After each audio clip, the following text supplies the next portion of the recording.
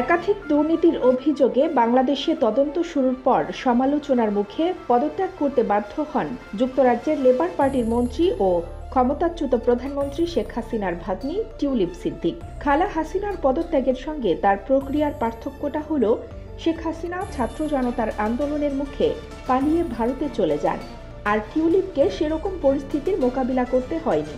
এবার তাকে দুর্নীতিবাজ হিসেবে আখ্যা দিয়েছেন মার্কিন নবনির্বাচিত প্রেসিডেন্ট ডোনাল্ড ট্রাম্পের ঘনিষ্ঠ মিত্র ও শীর্ষ ধনকুবের ইলন মাস্ক।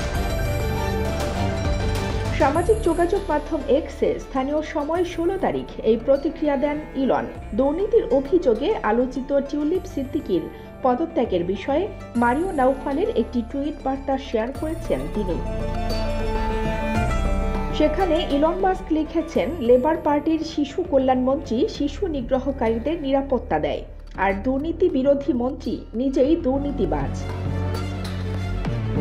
টিউলিপ সিদ্দিক যুক্তরাজ্যের অর্থ মন্ত্রণালয়ের অর্থনীতি বিষয়ক মিনিস্টার ছিলেন। দেশটির আর্থিক খাতে দুর্নীতি বন্ধের দায়িত্ব ছিল তার কাঁধে। বাংলাদেশে দুর্নীতির তদন্তে টিউলিপের নাম আসার পর থেকেই তার ওপর পদত্যাগের চাপ বাড়ছিল। সম্প্রতি বাংলাদেশে দুর্নীতির একটি মামলায় তার মা, ভাই, বোন ও খালার পাশাপাশি তাকেও অভিযুক্ত করা হয়েছে।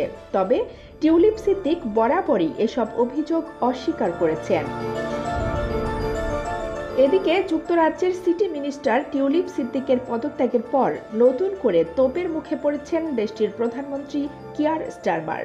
সংবাদ মাধ্যম দ্য গার্ডিয়ানকে এক লেবার এমপি বলেছেন, টিউলিপকে মন্ত্রী বানানোর সিদ্ধান্ত ছিল আত্মঘাতী। 42 বছর বয়সী টিউলিপ সিদ্দিক লেবার পার্টির সদস্য হন মাত্র 16 বছর বয়সে। 2015 সালের পার্লামেন্ট নির্বাচনে পূর্ব লন্ডনের হ্যাম্পস্টেড আসন থেকে প্রথমবারের মতো প্রার্থী হন। তারপর থেকে এ পর্যন্ত ওই আসনে 4 বার প্রার্থী হয়েছেন টিউলিপ, প্রতিবারই জয়ী হয়েছেন। কানিজ ফাতেমা নিপা, খবর সংযোগ।